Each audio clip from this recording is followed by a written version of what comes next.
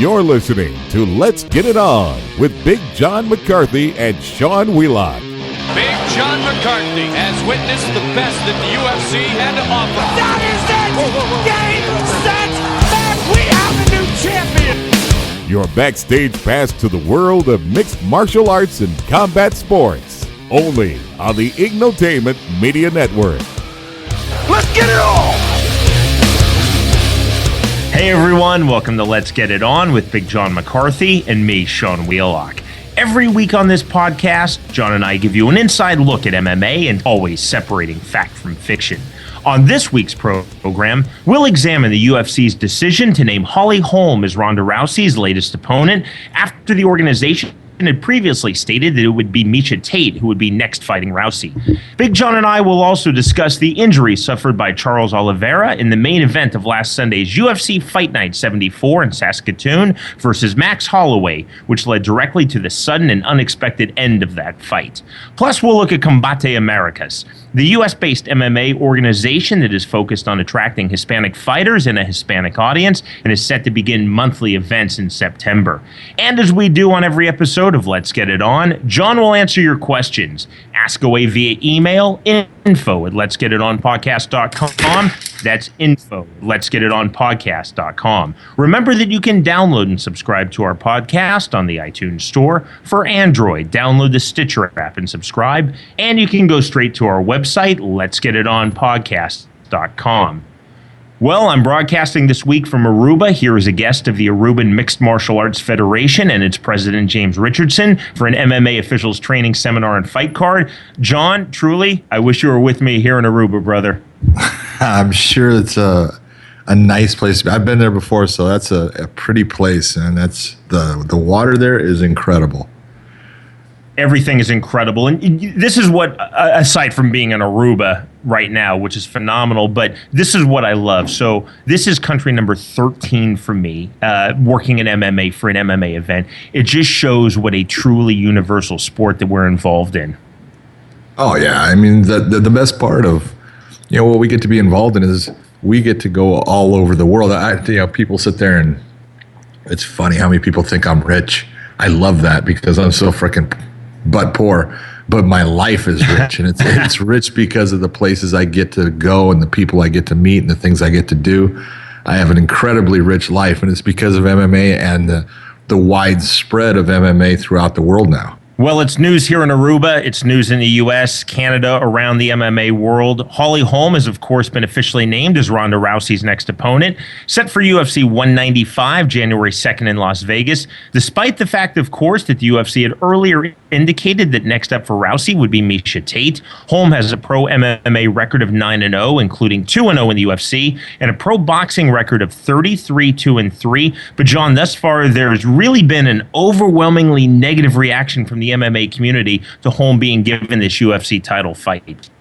Yeah, I'm kind of surprised, but I think the real negative reaction came from Joe Rogan, and Joe Rogan carries a lot of weight with what he says, and I think people are jumping off of what Joe said, and and that's fine. Everyone's going to have their opinion, but if you look at the fight, Holly has not been in the UFC that long. She's got 3 fights in the UFC? Two, against Rocky, and then against I was at her last one. My God, I was at both of them, in fact. That's how bad I am. The real thing is, it's the background. It's what Holly brings with her background that, okay, you're going to sell the Miesha Tate fight. And I love Miesha as a fighter, but Miesha is a fighter that has lost to Ronda Rousey twice here. So when you sit there and say, oh, it's a trilogy, it's not a fucking trilogy. Okay, she's lost twice to her, and she lost twice convincingly. Okay, she had her arm dislocated the first time they fought, and the second time they fought, she did a good job. She was competitive, but she was getting dominated throughout that fight. It wasn't like it's something you can say, wow, her claim to fame, and the only thing that as an organization you can sit there and say is she has pushed Ronda the farthest into a fight. She went into the 3rd round. Congratulations, that's awesome, but that makes it difficult to sell that fight. Even with what she's doing and coming back, she's not devastating any other opponent. You know, she beat Sarah McMahon. That's, you know, a good opponent. But then Sarah lost to Amanda Nunes. And so, you know, she beat, you know, Jessica Ai, but she hasn't dominated those people. She hasn't put them away. And so it's tough for you to sell the fight. And then you look and you say, well, who's the next person in the line?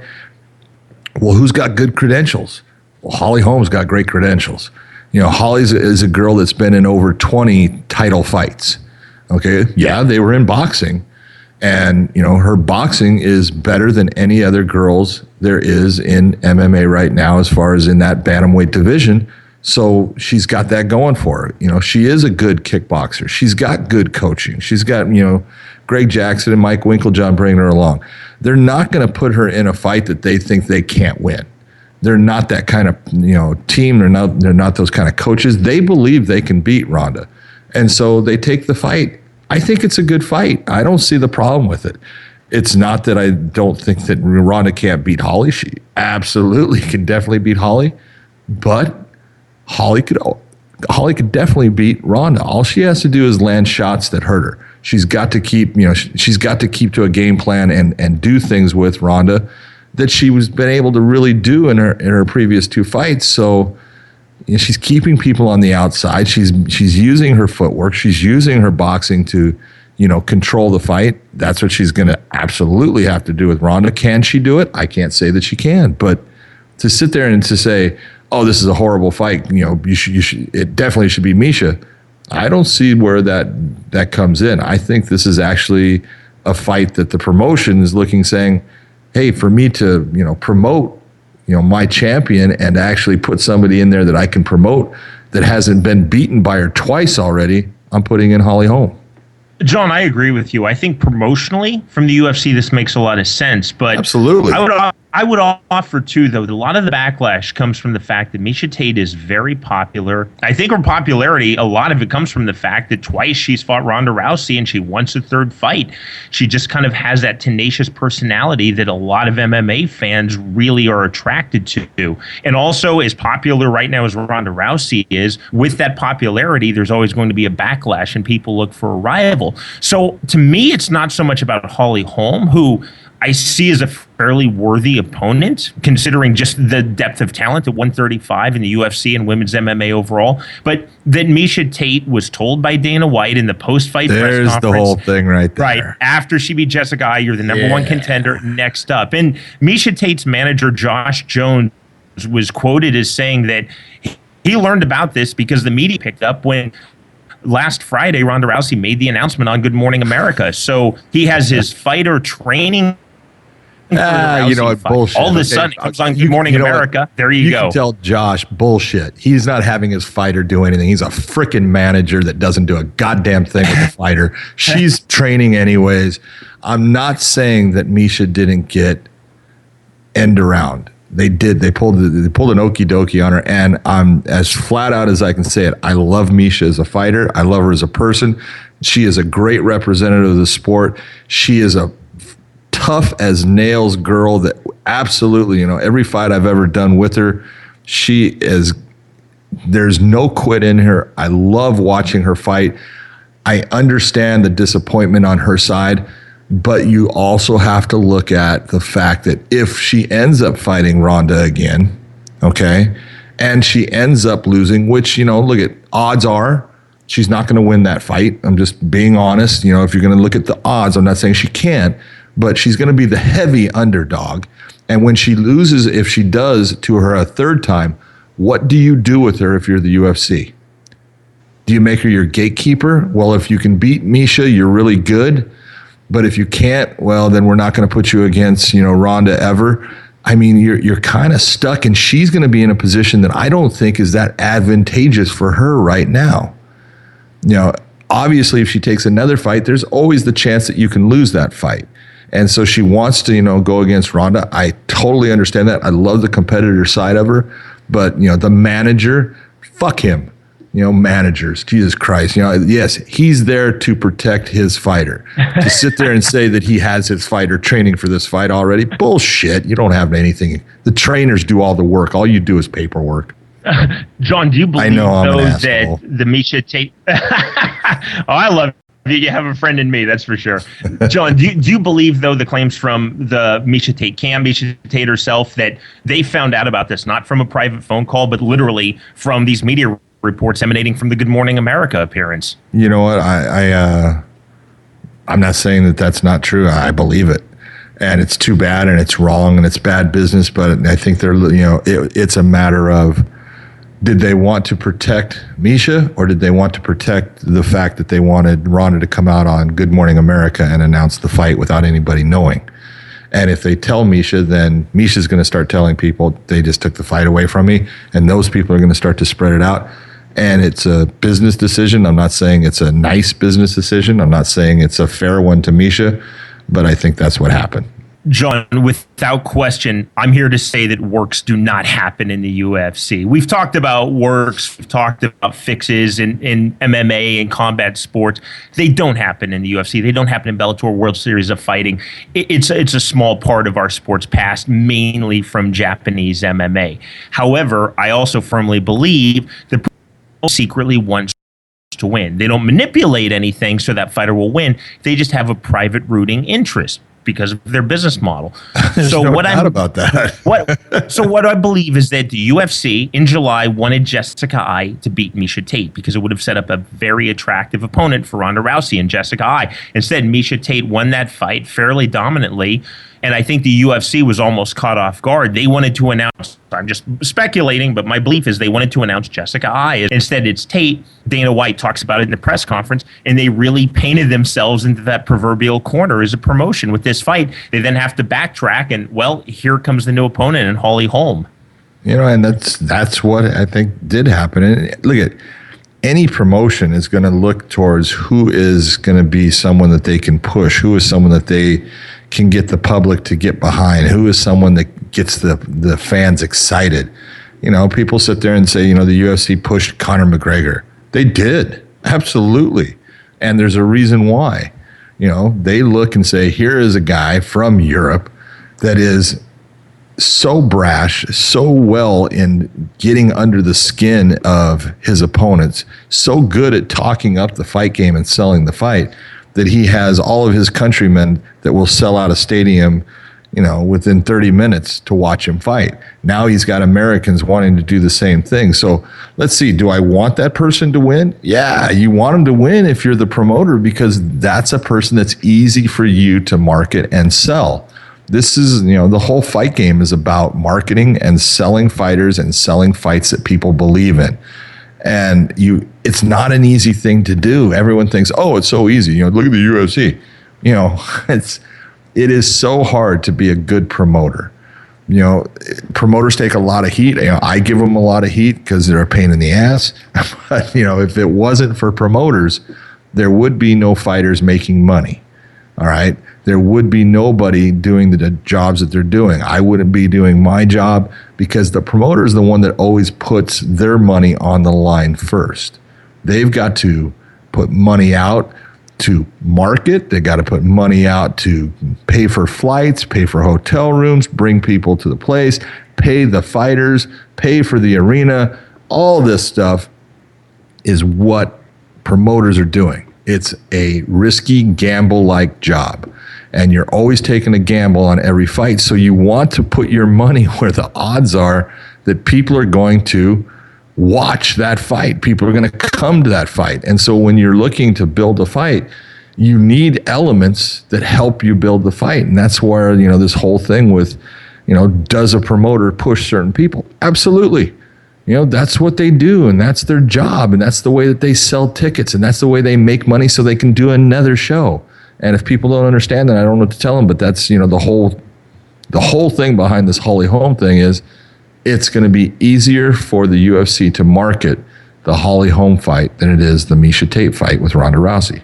And John, just kind of in the bigger picture of things, how amazing is it for you and I, who you were there at UFC 1? I literally wrote the book on UFC 1, and I watched that live as a kid in Kansas City, to think that now, 22 and a half years later, Good Morning America, and for our international listeners, so ABC's television program, Good Morning America, it's a morning news and talk show. I'm not saying just women watch it, but it skewers towards stories of more interest to women than men. They're not doing stories for MMA fans or the serious sport fan. Here's Ronda Rousey. Can you imagine a generation ago, Tank Abbott or Dan Severn shows up on the couch of Good Morning? Oh, what's so funny is you look at what, has occurred with MMA, and I can tell you, from the beginning when, I think the first thing that we got that was almost, to the point we said, look at that, it was Mad Magazine, man. The comic book magazine. They did a thing on the Ultimate Fighting Championship, and we all thought it was cool. It was like, oh, that's so cool, right? That's Mad Magazine. It is such a small time thing. And then, there was other things that occurred, and, there usually it was, watching Bob Meyerowitz and Ken Shamrock against, John McCain and Mark Ratner on, Larry King Live, something like that. But that was cool. We were on TV. That's kind of cool. And then, I ended up doing a Friends episode. The Friends wanted to do something, and that was cool. And you had these little things that are occurring that you thought, hey, we're getting out there. That that's showing something about us. And you look at what is happening, especially happening with Ronda. Ronda, look at, we talked about it before. She has transcended this sport. She is mainstream. She is she's bigger than the sport right now. Let's just be honest. She's huge, and the fact that they're announcing a fight on Good Morning America with girls on the UFC is almost comical. If you go back and you listen to Dana White, there will never be women fighting, and the women will not fight in the UFC. His biggest star is a woman. I love that. And that's all great. That just shows, the evolution of the sport, the evolution of the promoters, the evolution of everything. This is what it's about. But it's important for people to understand the promoter's got to be able to sell the fight. Every week on Let's Get It On, we bring you our poll question. You can cast your vote on our website, letsgetitonpodcast.com. This week's poll question: do you feel that Holly Holm deserves to be Ronda Rousey's next opponent? Let your voice be heard. Vote yes or no on our website, letsgetitonpodcast.com. John, a final point on Holly Holm, on Ronda Rousey. Rousey, it came out, Forbes said she's the 8th highest earning female athlete in the world. Between June 2014, June 2015, Rousey earned an estimated $6.5 million, most of which came from endorsements. As long as she keeps winning, that number is going to go up and up. But I also believe that the Ronda Rousey backlash is going to grow and grow as her income grows. It's almost, to me, the mainstream fan, the non-MMA fan, the non-sports fan even, is going to love Rousey, and the hardcores are going to love her less and less and less. We've seen it with a lot of other sports. I think David Beckham is the best example of recent times. You know what? It's just the life of a fighter. It's the life of a human being. We want people to like us. That's normal, but the one thing that I'll give, Ronda, when she even first came in, she absorbed the role of the heel. She's a big wrestling fan. She comes from, people in her background that are pro wrestlers, Jean LaBelle and stuff. And I think, Jean basically told her, hey, be that heel. And so she has people, in the beginning that, didn't like her. Obviously, there's a ton that love her. But I think she's comfortable in the fact, I don't give a damn if you like me or not. I am going to be who I am. If you don't like me, too bad. And that's a good mentality for anybody who's in the public eye. And I think, her being in the public eye, she is going to get more and more people who are hardcore. They're the mainstream people, mainstream America out there. They're going to continue to love her and love what she's doing. And if the hardcores don't like her, what is it you don't like about her? You don't like her personality. Who cares? Are you watching her for her personality? You don't like the fact she does movies. Who cares? You don't like the fact she's so commercial. Who cares? What is she good at? What is she doing that makes you watch her? She is an incredible fighter with unbelievable technique. The thing, and this is what people don't get. The one thing I love about Ronda is she is so open to going and training with so many different people. She fights out of the Glendale Fight Club, and Edmund is her head trainer. And she has people that she works out pretty regularly with. And she works out with Huron and Henner Gracie a little bit. But you watch her, she's always out training with new people. She's always out going and learning new things. I don't give a goddamn who you're with. And this is one of the problems that we got with Brazilian Jiu-Jitsu was a big thing about, oh, you only fly one flag, meaning you only listen to me because I'm afraid that if you go and you listen to somebody else, they're going to teach you something that I don't know or I can't teach you. And you're going to say, my God, someone else has a brain when it comes to this stuff and there's other ideas out here. And that's important as a fighter. If you're not training and learning, not just training, you're not training just to keep your body at a athletic level. You're learning all the time. You're always going into the gym and doing the right things to make yourself better, not stay at status quo. Make yourself better. That's what's important. And that's what the best fighter in the world in the 135-pound weight class is doing all the time. She's always out making herself better. And how you cannot appreciate somebody that is that good, that is still going out and doing things with all of these different people, rolling with, the Luke Rockholds and the Nick Diaz's of the world, and going and learning from different trainers. If you don't like the fact that she's out there working hard to make herself better all the time, I don't know what to tell you. But if you want to see her lose, continue to watch. It's going to take you a while. Well, every week on this podcast, John and I answer your questions. Fire away via email, anything at all you'd like to ask. info@letsgetitonpodcast.com. And of course, as I say on every single episode of this program, and I always will, please include a pronunciation guide for your name. Brian Rhodes, who gave me a pronunciation guide for both his first and his last name with the note, "That's for you, Wheelock," which I love. So, Brian, that gets you first in line for your question.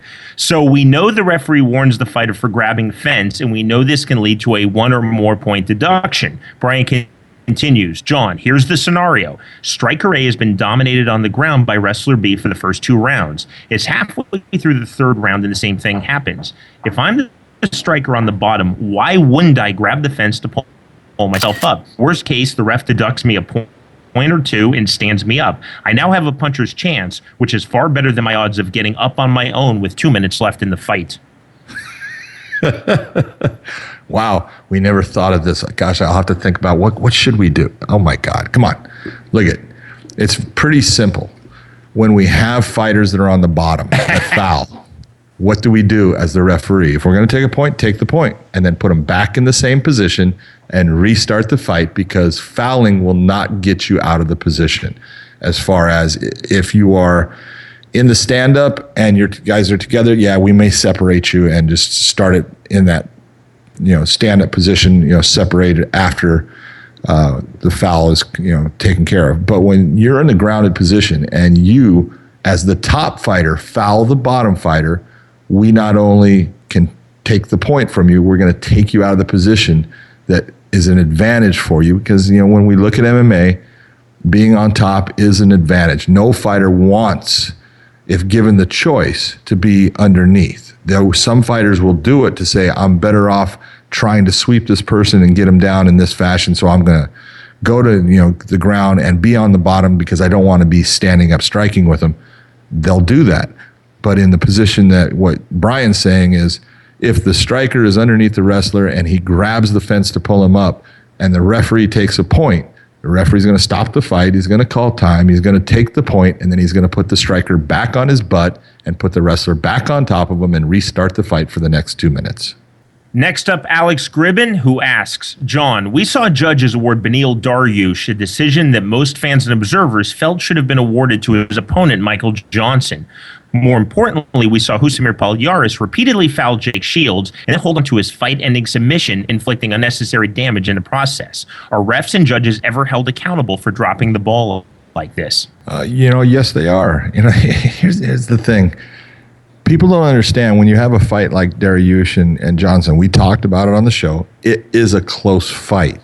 It's not. Everyone sits there and they listen to Rashad Evans or someone talk about it, and you have to understand Rashad is the teammate of Michael Johnson. He's sitting there telling you, this is a robbery. Oh my God, he just dominated the fight. He did not dominate the fight. The one thing that he dominated is he dominated the actual position of the fight. Dariush would have rather have had the fight go to the ground. Johnson wanted to keep it in the stand-up, and Johnson was absolutely dominant in keeping it that way. But that is not a big scoring element in the fight. What's a scoring element is how many frickin' punches, since Johnson wants to be in the stand-up, how many punches is he landing on Dariush compared to how many Dariush is landing on Johnson, and who is hitting who with more power? Who's landing the more damaging punches since it's a stand-up fight? That's what the judges are going off of. So the fight is not this runaway fight. Did the judges get it right, wrong? That's in the opinion of certain people. I personally, at the time of the fight, I thought Johnson won. I went back and watched it, and again, I think Johnson won. I think he lost the third round. He won the first 2 rounds. He won the first round pretty convincingly. He won the second one. It was close, and he lost the third. And so it's understandable how this fight ends up going to Dariush, because 2 judges, instead of looking at the second round for Johnson, they said, no, I think Dariush landed the better shots. Now, I don't personally agree with them, but I can understand it. So it's not this robbery. When you look at the Jake Shields-Paul Harris fight, there's things that went on there that are concerning about the referee. And yes, the referee is absolutely talked about, in these types of situations. In Nevada, they're going to bring the referee in, and the executive director is going to have a face-to-face with them, and he's going to sit there and talk about, hey, this is what I saw, and tell me why you did this. Tell me why you were standing here. Tell me why you did this instead of doing that. And it's going to be put out there. And if the executive director looks and says, okay, I understand what you're saying, and I believe it's truthful, I like everything that you're saying as far as why, he can just let the referee go with that. If he wants to, he can he can suspend the referee. If he wants and say, you know what, I think you need training, and put the referee through training. All of these situations are serious in the minds of the judges and the referees. People have no concept what it's truly like to have the pressure of judging a fight and to the pressure of wanting to get it right. No judge wants to give it to the wrong guy. And there are times when judges, they'll say, dude, I wrote that score on the card, and as it left my hand and the guy took it away, I'm like, God damn it, is that the right thing? And now that I'm thinking about this, they do it all the time, and they're always concerned with giving the fight to the wrong fighter. Everybody looks at things differently, but we have to understand the judges take their job incredibly seriously. The referees take their job incredibly seriously. Now, everybody's different, and we all deal with pressures differently, but I have referees that talk to me all the time, and they're so excited to do a show and then so relieved when it's over. And I go, why are you so relieved it's over? And they go, because, nothing happened bad. And all that pressure is on top of them. Now, they create the pressure themselves, but they create it because they know what's out there if they make that small error or if they make a big error. And they know what's going to come, and they don't want to deal with it. And so the pressure is what gets to people. Everybody deals with pressure differently. Remember, email us your questions, info@letsgetitonpodcast.com.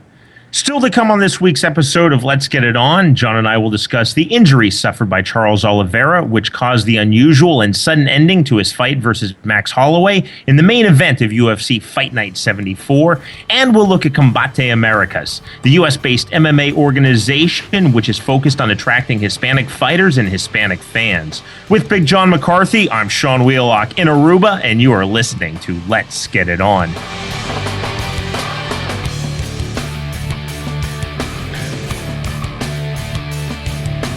It's the book that Wrestling Observer calls a must-read for any MMA fan. Jonathan Snowden of Bleacher Report describes as riveting and amazing, and TheFightNerd.com says nothing is held back. Pick this book up right away.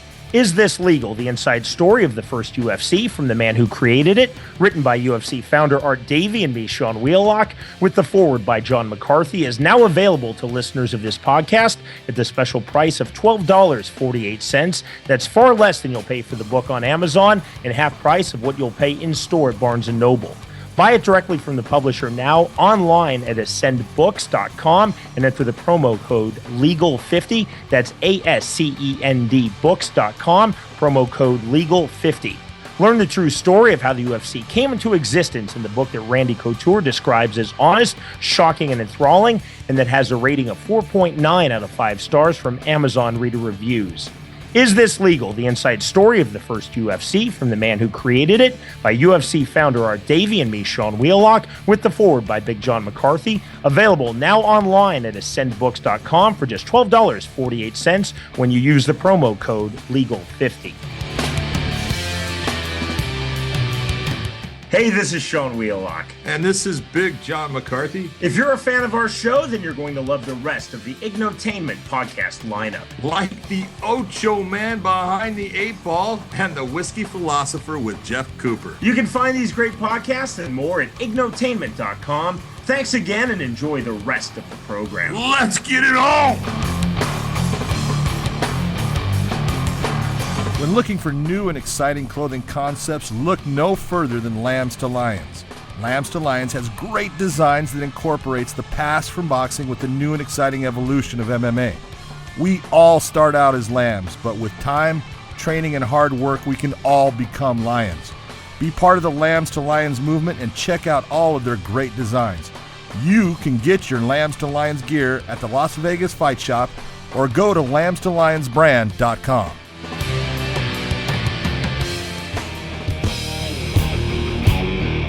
Now, back to Let's Get It On with your hosts, Big John McCarthy and Sean Wheelock.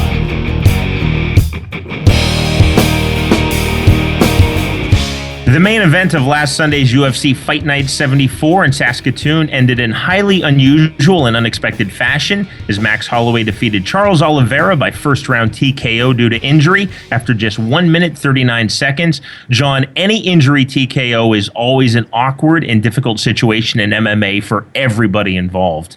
Yeah, and this was a definite odd and unusual situation because the fight basically had just started and there was no damage done by either fighter upon the other. And when Charles shoots in for a takedown and basically just gets stuffed on it and ends up on his back, you still can't tell there's a problem. He stands up and then basically puts his hand on it like, oh, I have a problem. Herb is backing off from the situation because they're going back to a stand-up. You can see him and then kind of looks. Max did actually the gentlemanly thing. He came in not sure like what's going on. Well, I'll kind of semi-attack him. I'll go to the body and, throws a punch to the body and Herb stops the fight. And you look and you go, well, what the hell happened? And you're never going to see anything happen because it's, something that, an esophageal tear is not what people think. It can be from straining. It can be, the truth of the matter is, fighters train hard. And sometimes they train to the point they throw up. They throw up in training. It happens all the time. But sometimes when people throw up, they get these micro tears and get these tears in their esophagus due to the strain, the pressure of the actual act of throwing up. And, you have that problem. And then all of a sudden you go and you shoot for a takedown, we'll say, and you strain trying to, shoot on the takedown. And that tensing, that strain takes that tear and opens it up more. And all of a sudden, that's what happened with Charles Oliveira. He feels something and he knows, oh my God, there's something wrong. He said that, he goes, his body went numb. He goes, and he couldn't really feel himself and knew that he wasn't going to be able to fight. It's just an odd situation, but it's one of those things that can happen in fighting, and it's, people are sitting there and say, why isn't it a submission? He didn't tap out. There was no submission hold on him. The fighter was injured. And if a fighter is injured due to a legal blow or injured on their own accord, what they did injured themselves and cannot continue on the fight, it's a TKO. Herb made the right call. John, as a commentator, I've had this situation. Two that stick out for me in Bellator. Kelly Anderson defeated Felipe Lins. Joe Vitapo defeated Ben Crowder. Both were with leg injuries. It never feels good for anyone. And I remember vividly, Anderson really kind of felt bad about the way he beat Lins, and Vitapo felt especially bad about the way he beat Crowder. Vitapo, I remember talking to him after that fight off air. He kind of was moping around like he had lost the bout. It's just, again, it's an awkward situation. It leaves everybody unsatisfied. It does, because it's just an odd ending, a non-natural, fight ending situation that people just aren't used to, and so they look and go, well, what the hell's going on? And it's one of those things that can happen. The worst some of the worst injuries. Long ago, Cal Worsham fought Zane Frazier at UFC 9. Oh, yeah. He got hit with a knee to the sternum area. And that knee damaged him incredibly. Now, he won the fight because he ended up taking Zane down off of that.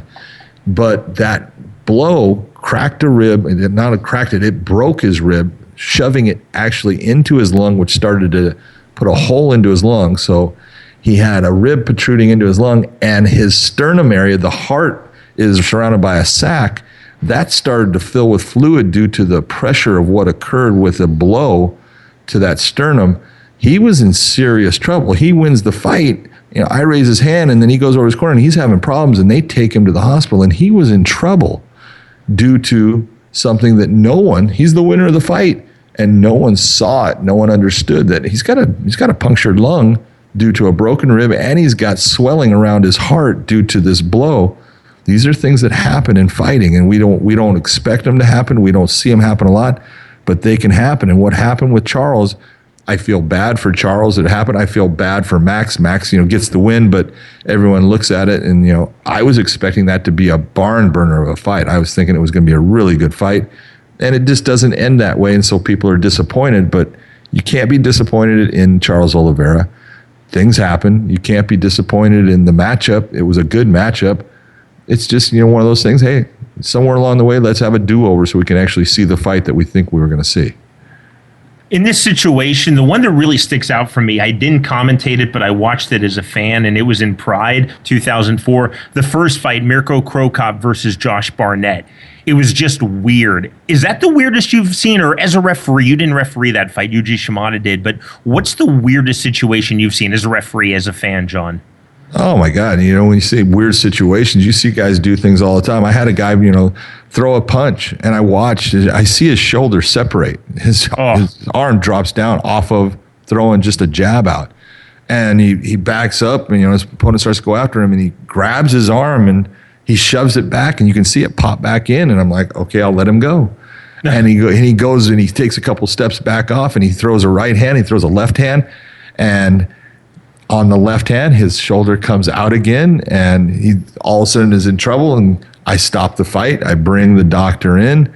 I said, tell me, is his shoulder separate? He goes, yes, it is. I said, okay, fight's over. And you get these things, and you look and you go, there was nothing done, in the actual cage that made that injury occur other than him throwing his arm out. But obviously he was having problems with it in training. He just wanted to go through with the fight. And this is what happens. When fighters go to fights, they don't sit there and tell the doctors beforehand, oh yeah, I've got this problem, that problem. Being a ringside physician is a tough job, because the fighters are always telling you, I'm perfect.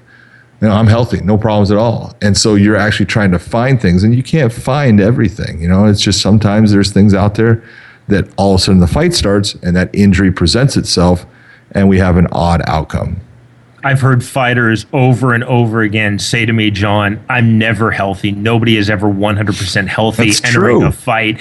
And like you say, to your point with the doctors, they're the worst patients, because normally doctors expect their patients to be true. What ails you? What hurts? What's wrong? Fighters, you're getting the opposite. They're trying to hide that information rather than reveal it. And Oliveira afterwards alluded to the fact that he had suffered an injury in training. He knew he was far from 100% coming into this main event.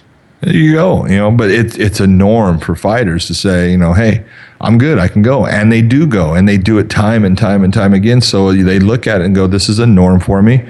I'm not worried about it, and let's go. And, this time it bit him in the butt, and it's it's just something that happens. It's going to happen in the future.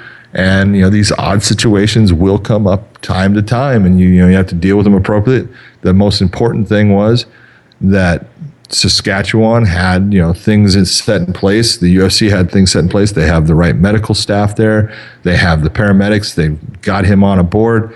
They put him in an ambulance. They took him to the hospital right away. And truthfully, his life was never in danger. And so that's the most important thing. Herb Dean was the referee in this fight. Like you said, I agree. I think he did a great job handling what was really a difficult situation. John, of course, something we're really pleased about with Let's Get It On. We have so many fight referees around the world listen to the program. What instruction would you give to them listening? Because sooner or later, your number is going to come up as a referee. You're going to have this situation. What do you look for positionally? How do you handle it? Walk these referees, walk our listenership through the proper procedure.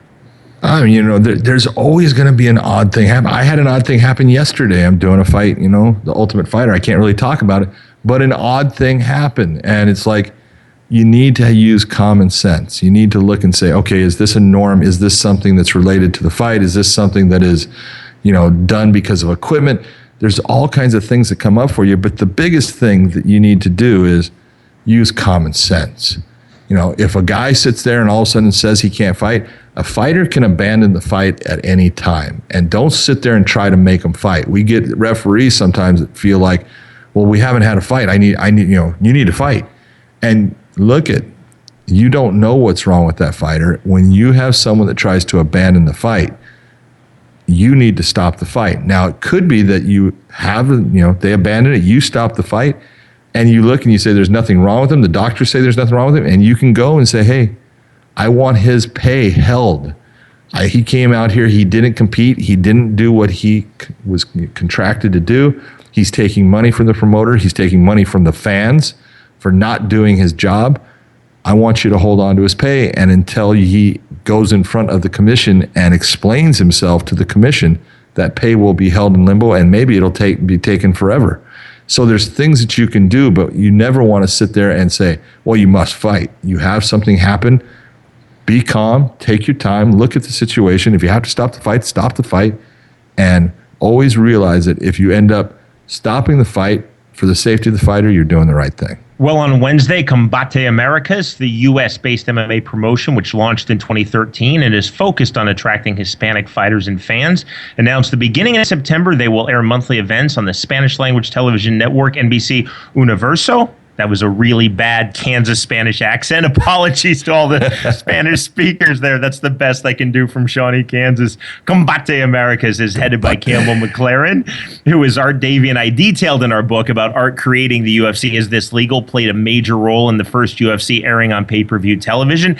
And as Art Davey and I also detail in our book, Campbell McLaren was an executive at the pay-per-view company Semaphore Entertainment Group, but as is constantly misreported by those in the MMA media, John, who you and I know should know better, McLaren was not a founder, owner, nor creator of UFC, despite his claims to the contrary. But Campbell McLaren is the founder of Combate Americas, and John, he's taking a really interesting approach with this organization. Some people are not to agree with going with this Hispanic-only angle. Well, what do you think of his approach? Especially since, you started with Bellator. Bellator kind of had the same approach. They started being on ESPN Deportes, and you notice that's a Southern California accent. It's good. Okay. I didn't meet a Spanish speaker till I was like 24, okay? But, is it a new concept, or is it actually one that was already done? Tell me. Well, Bjorn, I wasn't there yet in 2009, which was the soft launch of Bellator. They did almost a mini season. Jimmy Smith and I were still commentating in M1. The English language commentators were John Anik, who's now with UFC, does a spectacular job, and Jason Chambers. They did English as an internet-only broadcast. The main broadcast was on ESPN Deportes, and Bjorn Rebney, because of that contract, targeted Hispanic fighters. And some were a bit of a stretch. Eddie Alvarez, who's from Philadelphia, but he has ancestors from Puerto Rico. But they did have Hector Lombard, Daniel Tabeta, who's a Spanish fighter. Hector Lombard, right? Exactly. But that was the bent. But that was almost a reaction to being on ESPN Deportes. I know that if Bjorn Rebney had signed a different television deal, he wouldn't have gone in that direction. Campbell McLaren, who's not Hispanic, who you know and have known for almost 25 years, launched Combate Americas with this approach. My personal opinion, just my philosophy in life, John, I'm about including people, not excluding people. So for me, it's always that red flag when you say, we really just want this type of person. And, again, I'm here in Aruba doing an MA event and training seminar. One of the great things about our sport is that, to me, it's for everybody. It cuts across race and gender and culture and religion and language and nationality. It should be for everybody. So I don't know that I love the idea that you're saying we're doing an organization for this specific group of people. I understand what Campbell McLaren's trying to do. Philosophically, I just don't know that I agree with it. Yeah, anytime, I'm the same way. Anytime you start to say, oh, we're trying to just, target this area, that's great. But if you're excluding, and he's really excluding, saying, if you're not bilingual or if you don't speak Spanish, I don't fucking want you. So you could be the greatest fighter in the world, and Combate does not want you because you don't speak Spanish. That's just not my idea of a smart business plan. Yes, there's a lot of Hispanic people. Yes, the Hispanics love fighting, and I love the fact that they do.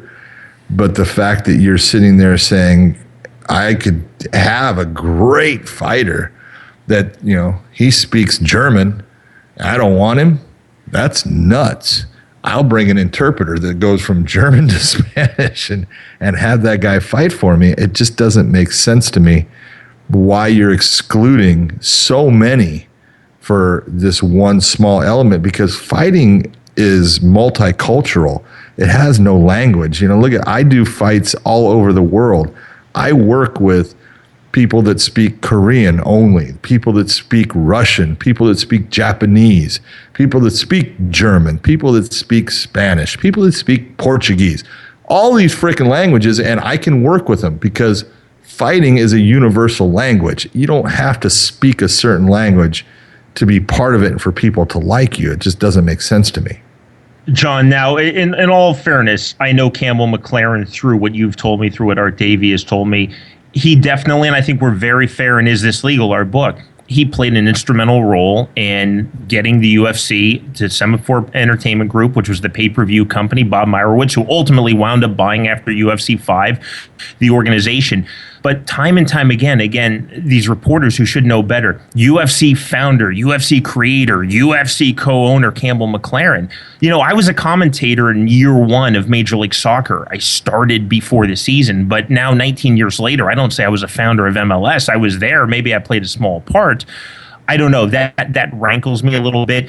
Campbell McLaren. You've known him for a long time, and I don't want this show to be a hatchet job on Campbell McLaren, but I'm just putting out there's a lot of misrepresentation, which, because I'm such an Art Davey guy, because I'm such a John McCarthy guy, it does bother me a little bit. But you can speak to Campbell because you know him and you've known him for a long. You look at I think you're talking about the article that was written. It's in MMA Fighting. It was Dave Meltzer wrote it. Yes. Dave is from the wrestling community. He's had the Wrestling Observer forever. He's a phenomenal journalist. Dave is the real deal. He gave us a great review of our book, so I know he read it. Oh, see, he read that book, huh? The problem is when you look at some of the things that's being put out there, and, Campbell had a big influence. Campbell is the reason that the UFC made it to pay-per-view, because Campbell believed in an idea, a concept that Art Davey brought to him for this War of the Worlds. That's what he was basically calling it. And he was, Art had tried Prime Ticket and HBO and a couple other things, and, they didn't give him the time of day. And he met with this, guy who was mostly doing, comedy acts, for Semaphore Entertainment Group. And Campbell was looking for a new type of, entertainment to put on pay-per-view. And when Art came to him, Campbell was the one that said, you know what? I like that. I love that. And, if it wasn't for Campbell, I'm going to say that the UFC doesn't happen the way it, did. The UFC is not going to end up on pay-per-view. and it may never have come about. So Campbell has a big place in bringing the UFC to the public eye. Now, is he the creator? Fuck no. Just fucking saying it the way it is. If he didn't have a concept of fighting, to sit there and say that he's, he helped, create the first generation of stars, like Dave said. Well, he did in the fashion that he gave them the platform as far as putting that on pay-per-view. He gave it the platform because he talked his boss, Bob Meyerowitz, into running the show. He talked Bob into, hey, this is a good concept, and I think it can, do big things for us. And Bob had no clue about, the martial arts. He had no idea about fighting, but it was Campbell talking him into it that made that happen. So that platform, again, it was created by Campbell pushing for Semaphore to put on the UFC, because it was Semaphore. Michael Abramson from Semaphore is the one that renamed it and came up with the Ultimate Fighting Championship. Which we put in the book too, as you know. Yeah, it was even a SEG guy doing that. But to sit there and say that, he found Hoist Gracie. He wouldn't have known Hoist Gracie if Hoist Gracie punched him in the face. Okay? He wouldn't have known to where to look for Ken Shamrock. He wouldn't have freaking had an idea who Dan Severn was, what wrestling was as far as real wrestling. He may have known, that Arizona State is actually a college, and Michigan State is actually a college, where Dan ended up wrestling.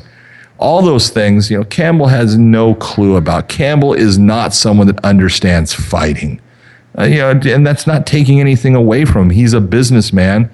He is a TV producer. He's a guy that is an idea guy that, when he has an idea, he goes after it and he's going to try to sell it. But he's not the one that, when you sit there and say co-founder of the UFC, I'm calling bullshit. And, long ago he said something, and on Twitter I've said, Campbell, you want me to tell the truth about things? Don't sit there and say you did something you didn't do. And, the founder of the UFC is Art Davie. Now, as much as that pains me to say, because Art's a dick. No, I'm just kidding. I just want to see your reaction. But, he's the one that if it wasn't for Art, that concept never would have gotten pushed to anybody. So there never would have been, what we have as far as MMA today if it wasn't for Art Davie. Now, there was a lot of cogs in the wheel that came about that helped make it possible. Campbell is absolutely one of those cogs in the wheel that helped make it possible. But what he's trying, Campbell is, he's been nut hugging the UFC, and that's fine because he felt like he's part of it. I totally understand it. But he's putting down, Bellator, saying that Bellator is the retirement home for ex-UFC John, fighters. let me read the quote you're talking about. So this is from Dave Meltzer's story, MMAfighting.com. Here's a direct quote. This is Campbell McLaren. There's UFC, there's Bellator, which is the retirement home for UFC, and World Series, which he means World Series of Fighting, which is for the guys who get expelled from UFC for bad behavior, and us. That's Campbell McLaren. Okay, and us. I hate to see it, and I honestly believe Campbell thinks that. Okay, you look and it's it's amazing because I don't think he understands that there's other promotions out there. I don't think he understands that there's RFA, Legacy, all these other promotions that are way ahead of his. Okay. Titan Victory, one championship, King of the Cage. Exactly. All these things. He has no concept. Let's see, Campbell, how many shows do you think King of the Cage has actually run? Let's say probably in the area of 500. Oh, yeah, you're way ahead of them. You're way ahead of them, Campbell. Come on. He's not part of this world. As far as the fight world, he just doesn't, he's going to sit there and he's going to put stuff out. It's unfortunate, he sits there and he's talking about how, his whole thing is to find the new fighters, the people that, he's going to give a chance to. And then, he's got, new fighters. Dude, Robbie Peralta was going to fight for you. That's an ex-UFC fighter. So what's the difference between you and Bellator then, since I guess there is none. Yes, you're taking ex-fighters. You're taking, all these people. Kalanick was a girl that fought, in Invicta, fought against Felice Harrigan, frickin' Titan fighting. He's putting her on her show. Okay, I understand why. She's a good fighter. She's entertaining. That's awesome. Don't sit there and say you're doing something that has not been done before. You're doing something that other promotions, don't do. You're not going to take fighters of the past. You're making statements that you're not going to be able to back up, and people are going to make you look silly on. You are a fighting promotion. Combate is a TV show that you're trying to make a promotion out of with the TV show, and that's great. Do it. Good luck to you. I hope it works for you, but don't sit there and start talking about other promotions because you don't have right now what they have. You're the low rung on the ladder right now, and it's going to take you time to move up those rungs, and it's not going to be an easy world for you to deal with in. So to sit there and say some of the stuff that's being said is it's silly. You know what? And I fully agree on everything that you're saying. We're totally, as we always are, John, we're totally in sync. But let's just talk about the approach with Campbell McLaren. What do you think could be the end game for this? Because while you're seeing more and more Hispanic fighters, you're seeing more and more Hispanic fans come to MMA, and so many Hispanic fans are coming, if they're combat sports fans, from boxing to MMA. But that's still a segment of the market that I think everybody in North American MMA thinks that they need to capture. So here's Campbell McLaren saying, I'm not just going to try to capture that market, I'm going exclusively for that market. He's talked about, well, if the fighters aren't all Hispanic, they need to at least speak Spanish or be bilingual. He kind of backtracked and said, well, maybe they don't. But if you look at the card announced, I think there was only one non-Hispanic fighter. He is clearly building his company around that. What could be the end game? I don't think that in the year 2015 you can say, hey, we're going to be the Hispanic UFC, because that's to say that Hispanics don't watch nor fight in the UFC. It's ridiculous. You're laughing, as everyone should be laughing. It's just so silly. It's like, look at, I'll give it this. If Campbell had come up with this, let's say 10 years ago, he might have had a leg to stand on, because there were not a lot of Hispanic fighters out there. There was, guys from Mexico were into boxing. They weren't really doing MMA a lot. It was just starting to come about. Guys from other Latin America countries, other than Brazil being huge with, MMA and the UFC. You had, there's, Argentina and Chile and Uruguay and Peru and Ecuador and all these, South American countries, going up into, Central America with Nicaragua, Panama, all these things. There weren't a lot of fighters, from that area. There were very few. And so at that point, I don't know, what the actual, viewership of anything with the UFC was or anything, but you could have possibly had something, back then that people in that area would look at and say, that's ours. But, let's be honest. People in those areas now are watching the UFC. They're watching Bellator. They're watching the World Series of Fighting. They're getting all these things on TV. They get to watch all these fights.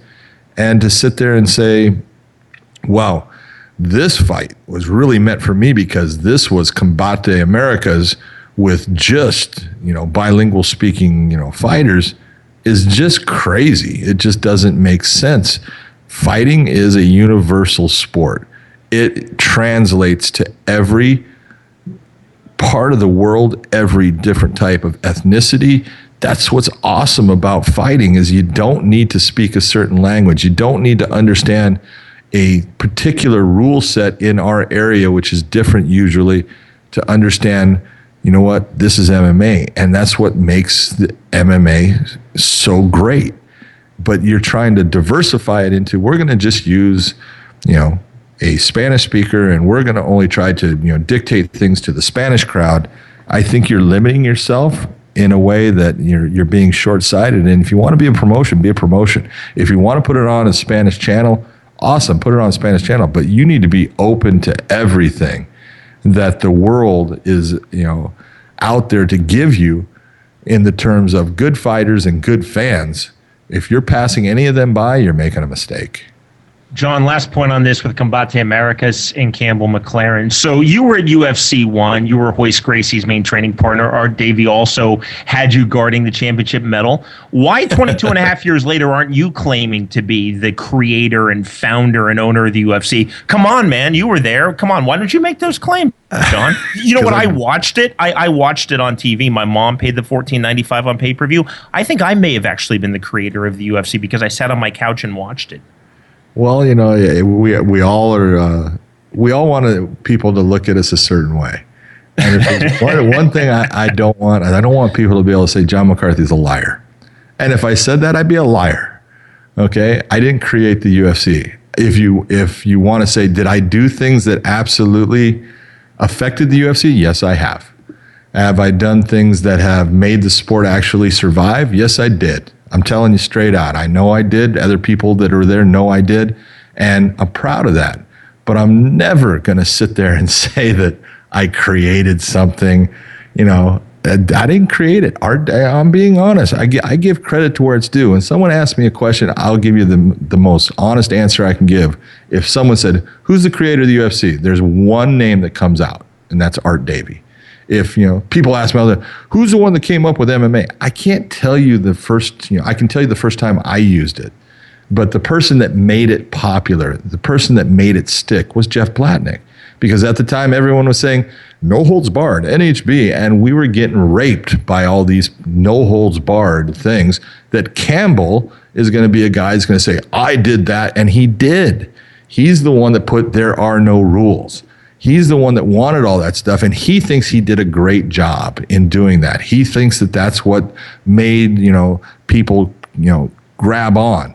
And, he may be right that a lot of people did grab on because of it. But in the end, it caused us nothing but problems. Campbell didn't have to deal with those problems because Campbell was long gone. But I had to deal with them. And so, when you look at, what has occurred and who did things, Campbell has his place in the history of the UFC. No one can take that away. It should always be there. He should always be recognized for the accomplishments that he did, what he took part in. But when you have stories coming out like Dave Meltzer wrote, that as an average fan that doesn't know anything, I read that and I now believe that Campbell McLaren is the one that, he created the UFC. He's the one that went and got fighters like Hoist Gracie, Ken Shamrock, Dan Severn. He had nothing to do with that. John, you were so kind. You read an early draft of the manuscript of the book with Art Davie, Let's Get It On. You wrote the introduction. I'm extremely proud of the story that we told in there. I think it's 100% factual and accurate. I think we painted a very fair picture of Campbell McLaren. He accomplished great things. He just didn't accomplish what he's claiming to have accomplished, and that really bothers me. I can't tell that it bothers you. You tell me, does it really bother you? I mean, because you absolutely hate that fact. I'm so vanilla ice cream. It's funny. I even surprised myself. The listeners are surprised. I'm riled up. I'm surprised for myself that Shawnee, Kansas is riled up here. You've gotten to know Art, and I told you when you gave me the book, the first thing I told you, you said, would you write the forward for it? I said, I have to read it first. And if I don't agree with it, if I think it's bullshit, if I think you're lying, I'm not going to write your forward. Did I not tell you that? And it was because I look at it and there's so many stories out there and there's been so many books written, by so many guys that are getting a story from one person. And, I'm sure Campbell's going to look at you and say, well, you got that story from Art Davie, but that's not the true story. Mine's the true story. And you know what? There's going to always be that guy that wants to have a different take or a different, look at what they did or how things came about. All I can tell you is the guy from the outside that doesn't want any credit for it. I know what I saw. I know what I was part of. I know who was there. I know who was making the decisions. And when it came to the production side, Campbell had a lot to do with it. There was directors in, Mark and Pilot and people that were there that, they had a lot to do with things. Campbell's was the setup for all that. And, he was part of the show for a little while. And then he got pushed to the side. Again, the easiest way for me to say it is this. if you're the creator, if you're the co-founder of an organization, would you not own a part of it? Absolutely. Why didn't he ever own a part of it? Never a principal, never an owner, just Why? an executive for a company. Why? Because he had nothing to do with the creation. Oh, okay. Got it. He brought that show to his boss. He did. And his boss ended up taking his word and putting it on. And for that, everyone owes Campbell McLaren a debt of gratitude. I owe him a debt of gratitude for what he believed in and what he stood by and fought for. Because he did. He fought for it. And I owe him for that. And the truth doesn't change. Lies and misconceptions, they can always be altered a little bit here and there to try to make it timeline wise or whatever you're going to do. The truth doesn't change. When you say I was this, if someone can prove you wrong, you're going to look stupid. Don't look stupid. Tell the truth. John, first arena combat, now Combate Americas. I think we're starting to collect enemies here at Let's Get It On. Yeah, I was trying, the arena combat thing, in the end, I'm looking at it and I've got ideas for how to make that work now because I've actually thought about it and stuff. But, all these things, it's all these things that you look at. And I don't blame, what Casey is doing in his is basically what, Campbell and Art did, 20 some years ago. He's, trying to fight for and believe in something. And I love that he's doing that. But, somewhere along the way, if Casey makes it, someone's going to come in and say that, it wasn't Casey that did it. It was somebody else. And, this guy was the creator or whatever. I don't know anymore. I'm done with it. Well, we are back with you next week for an all-new episode of Let's Get It On, first available on Friday. I promise I'll be back to my mild vanilla self. Download and subscribe to our podcast on the iTunes Store. For Android, download the Stitcher app and subscribe. And you can go straight to our website, letsgetitonpodcast.com. You can also find us on social media, facebook.com/letsgetitonpodcast, and on Twitter at Podcast MMA for this show, and for us personally, at John McCarthy MMA and at Sean Wheelock. To ask us a question, make a comment, or inquire about becoming a sponsor of Let's Get It On, email us at info@letsgetitonpodcast.com. Again, it's info@letsgetitonpodcast.com. And do please help us spread the word. We're growing in listenership in the U.S., Canada, and around the world every week. As we like to say, this is very much your podcast as much as it is ours. For Big John McCarthy, our producer Chris Lake, and our entire crew, I'm Sean Wheelock in Aruba. Thanks for listening, everyone. This has been a presentation of Ignotainment Media Network, online at ignotainment.com. Let's Get It On with Big John McCarthy and Sean Wheelock, only on the Ignotainment Media Network. Don't forget to leave a rating and review in the comments section of the iTunes Podcast Store. If you have questions, comments, or are interested in sponsoring the show, contact us at info@letsgetitonpodcast.com or check out our additional lineup of podcasts, including Ocho Man, Behind the Eight Ball, The Whiskey Philosopher, and Youth Baseball Talk at ignotainment.com.